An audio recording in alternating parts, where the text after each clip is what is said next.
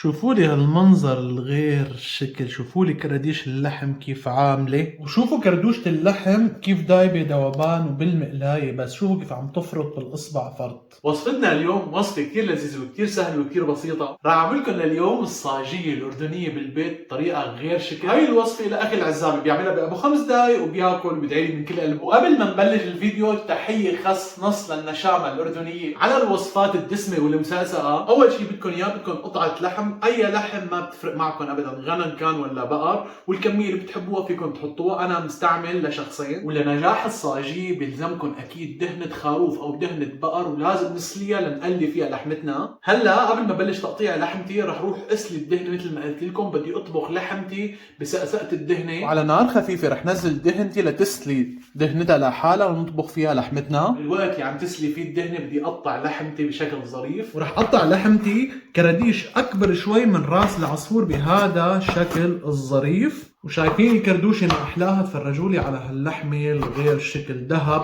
ذهب هاللحمة ذهب. هون انا مستعمل تقريبا شي 150 جرام من لحمة البقر. تفرجوا لي على هالمنظر الغير شكل، وشوفوا هون كيف دابت الدهنة وطلعت كل السمن الطبيعي الغير مهدرج. هلا رح انزل باللحمات فوقيهم تماما، وراح اعمل لهم تقليبه هيك مع هالدهنات، ويا عيني على الروايح اللي طالعه شي دمار. وهلا رح اتركهم يتشوحوا بهالدهنات شي 6-7 دقايق، وضيف باقي المكونات عليهم. وهلا بعد ما شوحنا اللحمه رح نضيف عليها 2-3 توم مهروسين بهذا الشكل الظريف، وبصله كبيره، وكمان حبه فليفله. بالنسبه للفليفله فيكم تستعملوا الحره وفيكم تستعملوا الحلوه، انا استعملت الحلوه. هلا رح نزل عليها التوم بهذا الشكل الظريف، ورح نزل مباشره كمان البصله بهذا الشكل المرتب، وراح اعمل لها تقليبه هيك، ويا عيني على الروايح الغير شكل.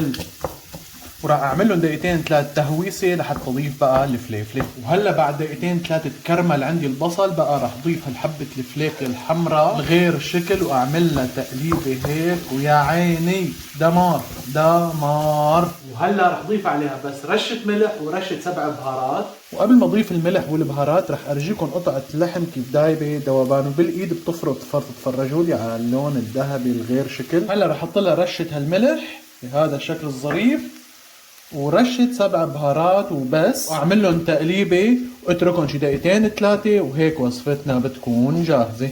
وهيك بعد ما رفعتها على النار شوفوا لي هالمنظر التحفة. شوفوا السقسقة، شوفوا السقسقة. وهلا مو باقي علينا غير ندوق ونعطيكم راينا. هلا تعالوا لعندي على اهم مرحله بكل هالفيديو، ورح ننزل عليها بالخبزه هيك ونسقسقها من هالبصل والفليفله ومرقه الدهنه الغير شكل. شوفوا لي هاللقمه، شوفوا الهبله كيف طالعه منها، منظرها غير شكل. شوفوا شكل اللحمه كيف عامل شي غير شكل. هاي رح روح فيها على الجواني وعلى الحارك والا بسم الله. دمار دمار. بتمنى تكون عجبتكم الوصفه واستفدتوا. اذا عجبتكم مثل العاده انزلوا على كعب الفيديو في 3 شغلات: اللايك، الشير والاشتراك. كبسوهم عشوائي، ونقول لكم من هون الطريق ونشوفكم الفيديو الجاي.